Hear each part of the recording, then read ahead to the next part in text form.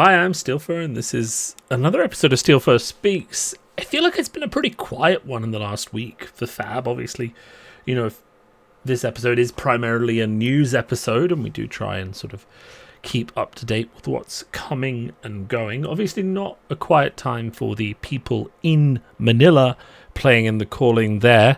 Zen won, I think. No, Zen didn't win. It was Dash and New final, but Zen made the top four. Once again, proving that while Zen is overpowered, he is not winning all events. People are teched heavily against him. However, I will say that the feedback and narrative does seem to be continuing to gather speed. It's just that playing against Zen is not fun.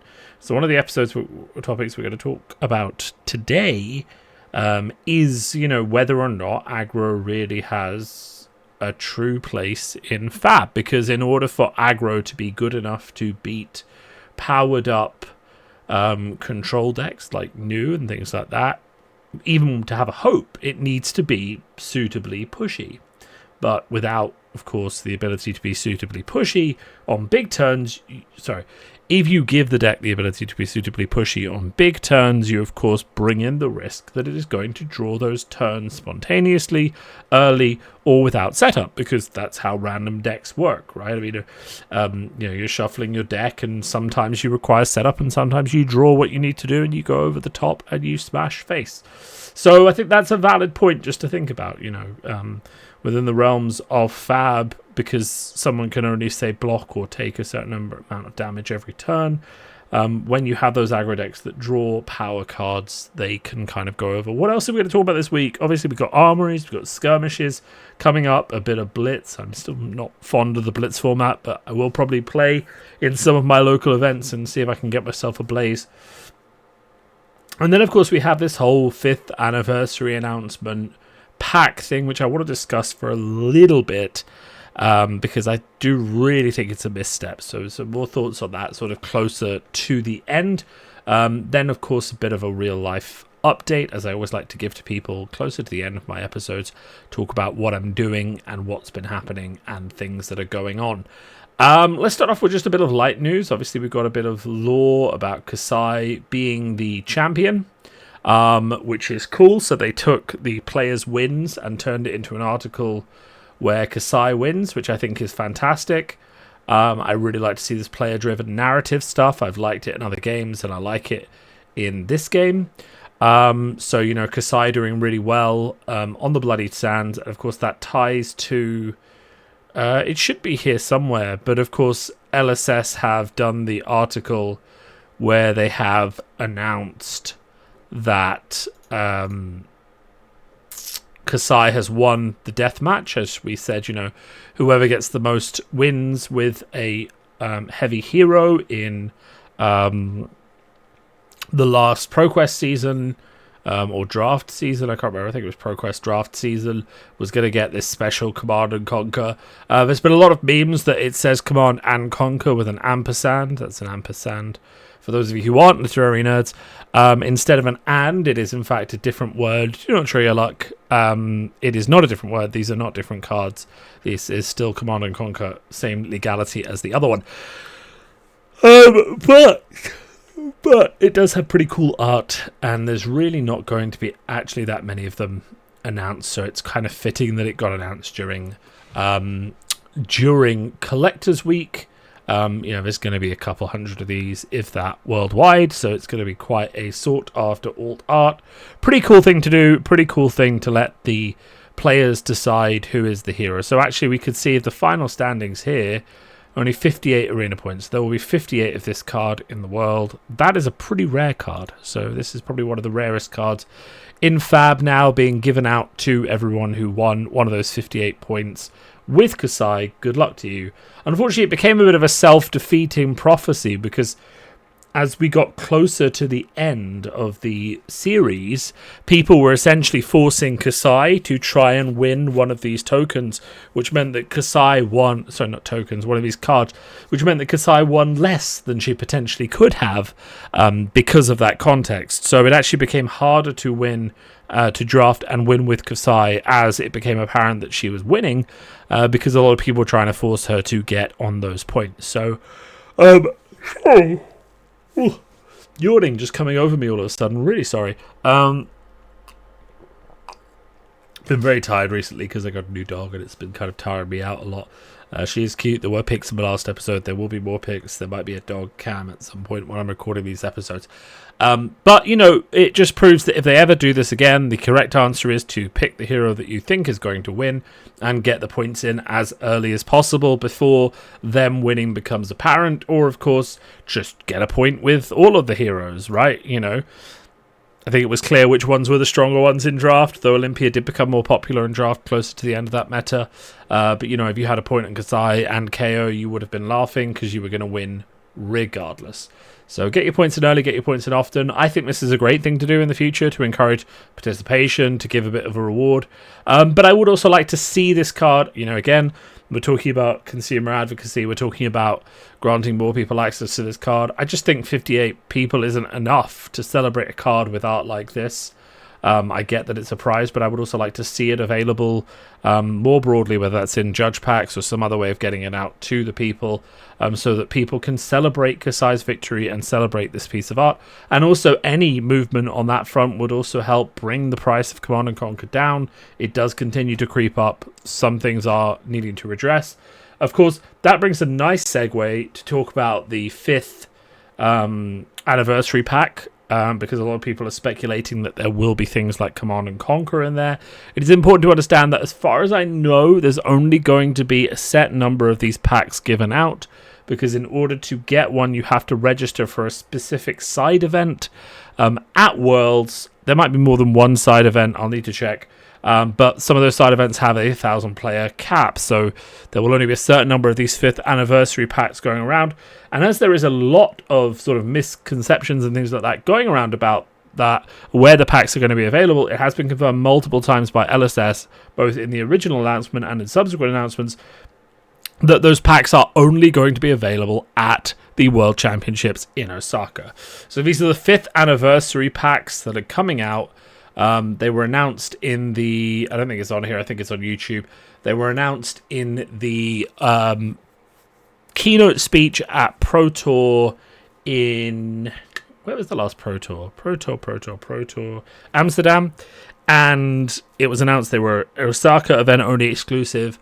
That's the only place they're going to be. So anyone saying, oh, they'll be on prize walls or anything like that, that's not true. They've been confirmed Osaka exclusive, and people are going to be buying it based on that. So, you know, if they're going to change that, they need to do it soon. They need to tell people, hey, it's actually not an exclusive, you know, as soon as possible. But as far as we know, that is currently an event exclusive. It has been confirmed there will be other 5th anniversary stuff. So that is not the extent of the 5th anniversary celebrations. I expect probably to see a 5th anniversary Armory Kit, maybe something else going out that's kind of celebrating the 5th anniversary, maybe some alt arts or something like that that people can get their hands on. But these boosters will be exclusive. I will need one, so I'm going to have to get one of those somehow. But I do know a lot of people who are going, the mad bastards. So, you know, fair play to them, and hopefully I can get a 5th anniversary booster off one of them. I don't like it. Let's just be honest. I don't like it. I don't like the fact that any product that is labeled as, you know, anniversary product is only available in limited amounts in, you know, one specific location, especially, you know, travel is expensive. Japan is not close to the majority of the Fab player base, that being in America or Central Europe. So, you know, yes, we have the new Japanese launch, but they're not the ones who are going to be celebrating the 5th anniversary the most, right? It's the entrenched player base, most of whom are in the United States, right? So I do object to the notion that this 5th anniversary special booster product is only available at the World Championships in Japan. My objection would be lessened a bit if the World Championships was in the US this year, but it still really wouldn't. Like, either the 5th anniversary is something that we celebrate regardless of, you know, whatever it takes, right? Or it's something that we don't, and it's something for the people who could afford to go to Fab Worlds this year. Like, so, for example, I can't go this year. I'd love to go back to Japan. I went to Japan in February. Japan is one of my favorite countries. I love the food. I love the sort of locations and the temples and stuff like that. As a religious studies graduate. I find that fascinating as a country. And I would love to go back, but I can't. I can't afford to go twice in 1 year, and I can't. It just doesn't make sense for me to go, especially since I'm not qualified for Worlds. So, I'm not going to that. It's a sensible financial decision to stay home and try and buy a pack. But the fact is that, I feel left out from the 5th anniversary initial wave of celebration. So, either you announce those packs and you announce some of the other stuff that's coming so people don't feel left out, because this is basically a PR marketing blunder. I'm not saying it's not a huge one, but it is, in my mind. It's leaving a bad taste in people's mouths who feel left out, especially because, if you've been playing since the start, this 5th anniversary is supposed to be for you, right? So there are people who are feeling left out. There are people on Twitter saying, this isn't cool, where's my 5th anniversary? And I think that's a justified response, which could have been managed by either announcing other 5th anniversary stuff, or, to be honest, you could have made a grand gesture, right? Let's think about a grand gesture. What would that look like? You make 5th anniversary packs available to every player with more than X Lifetime EXP, right? People who've been playing the game since, and also make it available to anyone who shows up at Worlds, right? Or say, for example, you take the 5th anniversary packs and you take the decision that you're going to take anyone that was registered or anyone who's got a certain amount of Lifetime XP. So we'll pick a good threshold, right? There's always going to be people annoyed, right? But you could pick a good threshold that indicates a large amount of play time over the past 2 years, right? So we could say, how far down do we track? We track 500. Okay, that's probably a bit too far down, right? You don't necessarily need to send this out to 1,000, to 5,000, 6,000 people, right? But you could take a nice round number, like say 2,000, or go down as far as 2k XP or something like that. And you could say these players are likely to be the number of players who have, over the years, dedicated, repeated, and substantial commitment to the game. And because of that, we're going to celebrate the 5th anniversary with them, right? And everyone over 1,500, 2,000 XP, is now entitled to either go to a Battle Hardened and collect one of these packets over the next year, or go to a bigger event and collect one of those packets over the next year, or some other way of collecting these, rewards, right? Where am I, by the way? I don't know where I am. Let's find out. I definitely have more than a little XP. Yeah, there you go. I'm 2k, 2.100k. So I would be eligible, but then I've been playing this game for 5 years, right? So I would be doing something like that. I mean, you're a company. You're apparently making, 75 million revenue? I mean, you said revenue. No, you said turnover. 65 million New Zealand dollars. And you're expanding to Japan based on capital assets, and you're paying dividends. Can you afford to print and post 500 packs to your player base? You can. You can. It doesn't cost that much to print them. The postage would add up. And there would also be loads lost due to headaches and previous events and all those kind of things. But you could set up a process. You could definitely do it. And then suddenly it turns from a narrative of, hey, you get to go to Japan this year and you're supporting the game now, to a, you've been with us here the entire time and you've played so many events that you have all of this XP. Hey, here's your reward. Here's our 5th anniversary celebration. Right? You see the difference in narrative and why that's important. Because at the moment you've got a lot of people, long-term players, who just can't make it to Osaka, too far, too much money, who feel like it's not their 5th anniversary.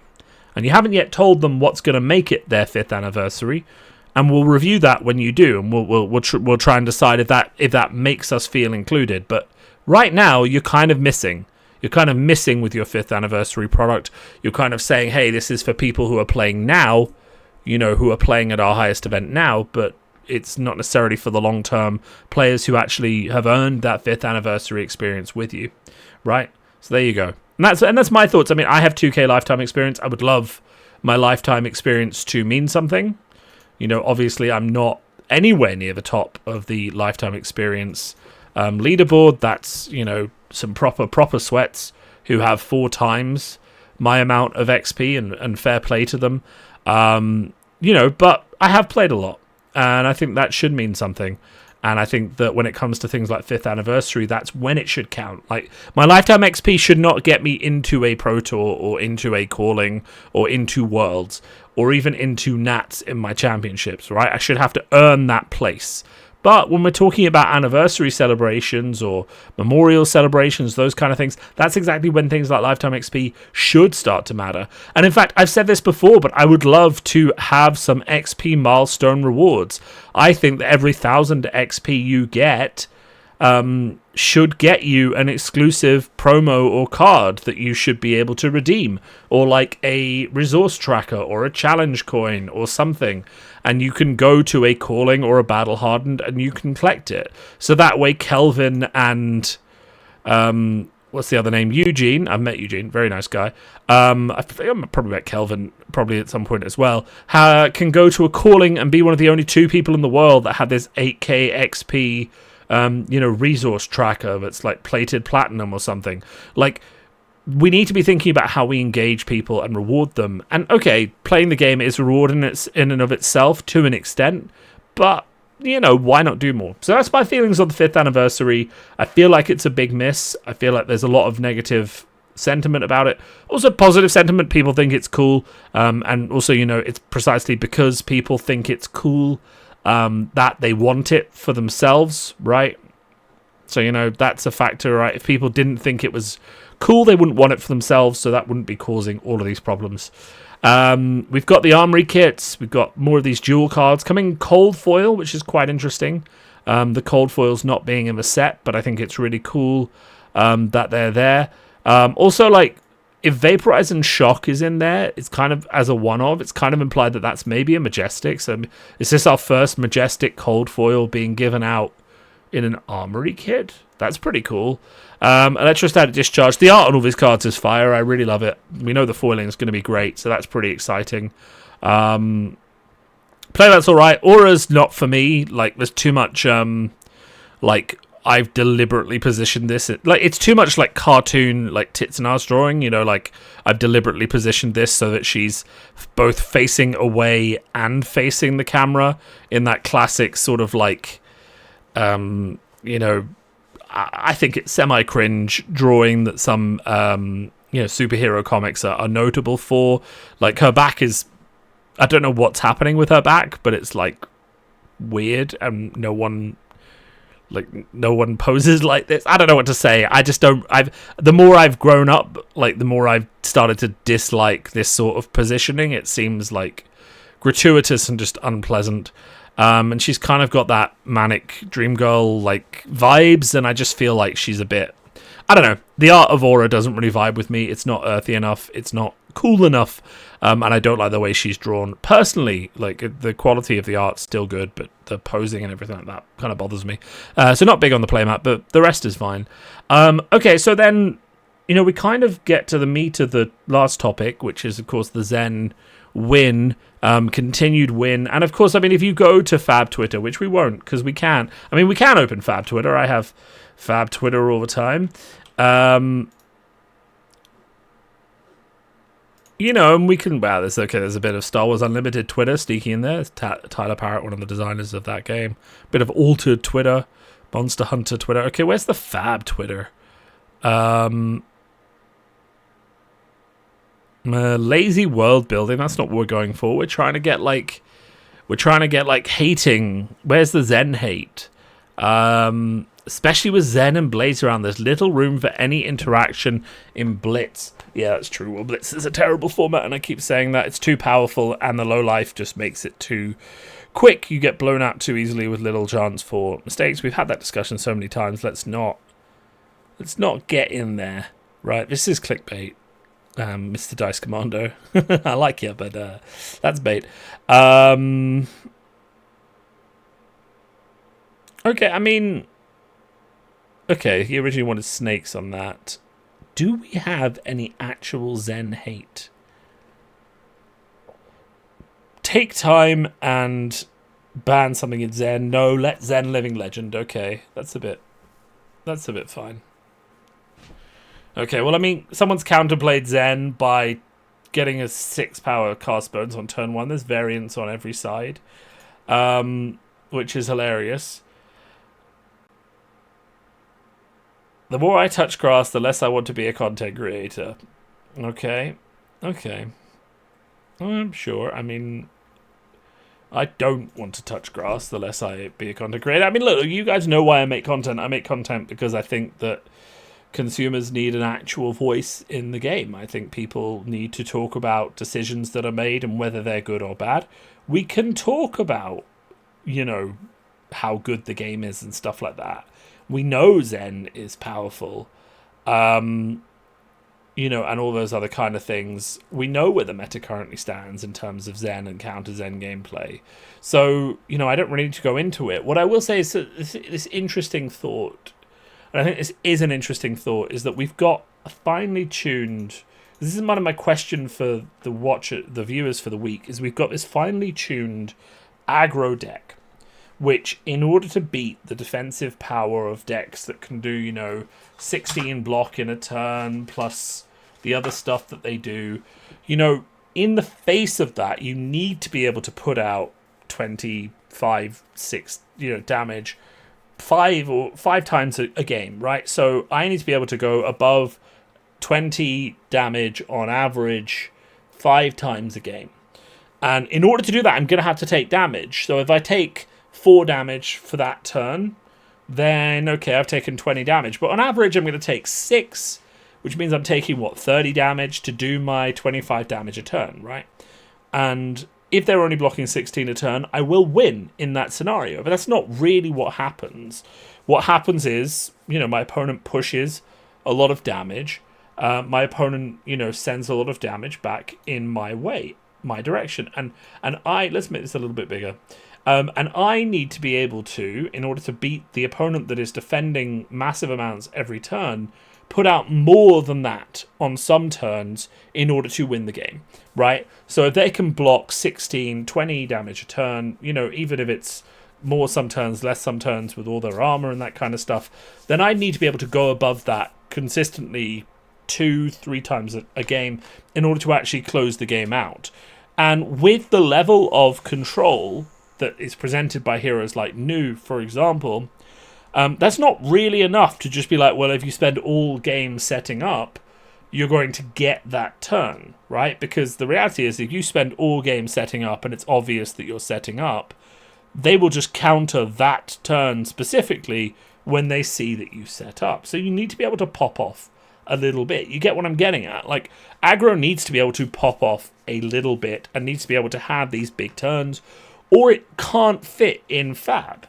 Now, clearly Zen is a bit overtuned, but he's overtuned in the face of control like Nu, which is why he hasn't been winning as much recently, though he has been tearing up the Swiss, because he gets into the top cut and people like Dash and Nu start taking him to pieces. So it is kind of interesting that we kind of say, well, in my mind, we need stuff like Zen as aggro players to exist in the Fab landscape, in the face of the hard control.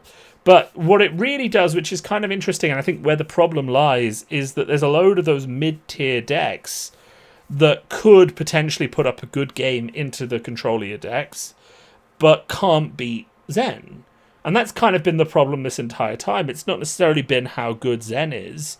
There's 2 problems. The first one is obviously the decks it removes, and the second one is that in order to give Zen the power to actually win against some of these controlling decks, he has to have some explosiveness. And because of that explosiveness, he then sometimes just hard rolls people out and makes non-games where he draws those cards naturally instead of having to set them up, right? So it is a bit tricky. It is a bit complicated. And I think, there's no real answer to this. I have consistently joked since the start of things like this coming out, is that I still do think this a little bit, is that there is a lack of a hardcore degenerate aggro player within the LSS testing team. Because, we've seen people coming out with, we'll say, I don't want to say obvious, because they weren't obvious, and, you know, things like Needle and Talishar and stuff like that weren't obvious to everyone. But some of the power turns that Zen came out with, where it wasn't just Tigers, it was Bonds and stuff like that, were kind of obvious and in the first iteration of the deck, right? You know, the first weekend or two that we saw Zen come out, people were playing Bonds. And you had pure Tiger versions that did all right, but you already had people being like, what happens if I put 9 Bonds of Ancestry and 9 Descending Gustwave in here? And then people quickly realizing, well, actually 6 and 6 is a better number. And then it went to 5 and 6 and things were good. So, you know, or 6 and 5. Anyway, the point is that, like, it was pretty obvious that Descending Gustwave and Bonds was good when you're testing from an aggro player's perspective, as long as you're not just testing into new. So, like, that does raise the question about the internal testing process at LSS, right? You know, we're allowed to question it. We're perfectly allowed to question it. Still happy with a lot of the design decisions that are being made. Still think the design team has gotten a lot better and matured more in its ideas as we've got into what I still call Fab 3.0, and I have heard other people and LSS call Fab 3.0, where the design is clearly improved from what it was before. But, you know, there are still questions to be asked about the internal testing process. Like, for example, was their idea of testing, you know, the set, just smashing Zen into new because the designers enjoyed playing new? Or how much did they try and break Zen? And I think that's, you know, kind of where we end up, is that they probably didn't try enough. So, you know, if we were going to take a learning from Mysteria, it would be get a better aggro tester on the design team. And it would be that, you know, we need to decide, I think, what level of aggro we want in the game. Are we happy with KO style? I'm going to go above, you know, 12 to 16 value. How many times a game did we say that needs to happen? If I go above 16 value 4 times a game, 10 times a game, and we're going to play a game that's 15 to 20 turns long with me going above value 10 times a game, and that's how I win? Or are we happy with someone like Zen, who goes above value, you know, 5 times a game and does 8 damage 5 times, right? Where is that perfect level of aggro? I want people's thoughts on this. So if you're listening to this far, just keep listening and give your thoughts in the comments. Other than that, what's going on? I am writing again, which is good.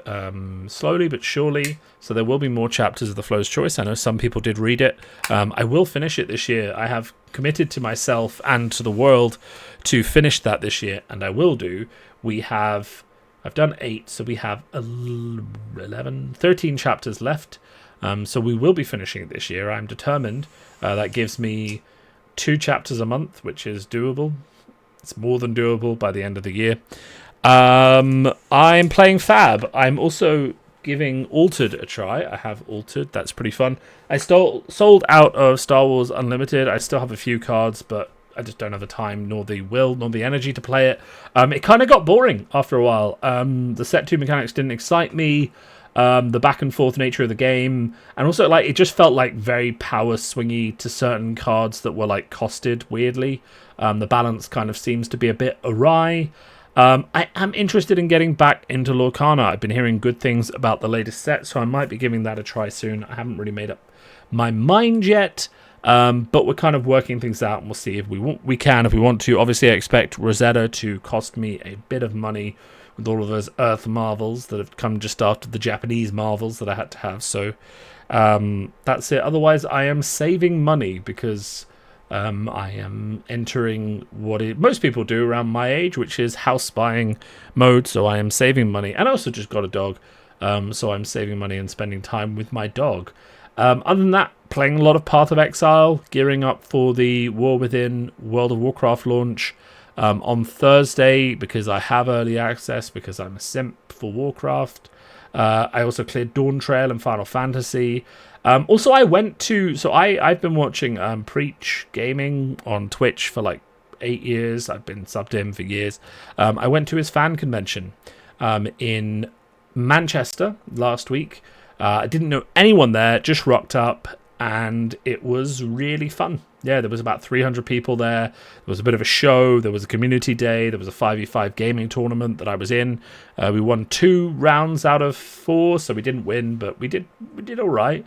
You know, and there were some crazy games being played. So we played like Quake Arena. Then we played Rocket League. Then we were like, how far can you get in Octodad?